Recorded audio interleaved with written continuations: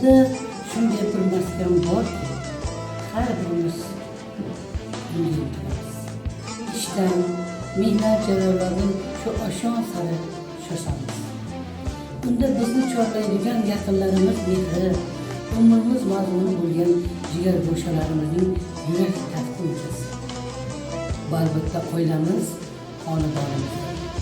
Har bir inson baxtli bo'lishga haqli. Bu baxtni orzu qiladi, baxtiga intiladi. İnsanlar baxtli bo'lsa, oilalar baxtli bo'ladi. Oilalar baxtli bo'lsa, jamiyat mustahkam bo'ladi. Oila muqaddasdir. Oila shunday ilohiy, mo'jizaviy maskandirki, uning sha'ni sizning sha'ningiz. O'z oilangiz orzusiga putur yetkazadigan xatti harakatlardan saqlaning. Hayotning lazzati shirin turmushda. Er-xotin inoq bir-biriga mehr-oqibatli bo'lsa, bu baxtdir. Zero zamin yaxshi bo'lsa, nihol beshikast o'sadi. Oilaviy baxt sizniki. Uning qadriga yeta biling. Baxtli oilalar tufayli baxtiyor jamiyat shakllanadi. Chunki mehrli bo'lgan ota-onalarning farzandlari ham bir-biriga mehrli bo'ladi.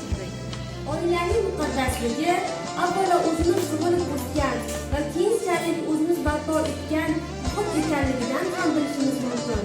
Uning zamirida bir qator munosabatlar yotadi va butun bir hayotimizni tashkil etadi. Oila mustahkam bo'lsa, jamiyat ham osoyishta bo'ladi. Oilalarda parokandalik bo'lsa, jamiyatning ham tinchi yo'qoladi va alal oqibat tanazzulga yuz tutadi. Inson borki, oilada tug'iladi, voyaga yetadi. Oilalardan jamiyat tashkil topadi. Baxtli va farovon oilalar ko'paysa, jamiyat rivojlanadi.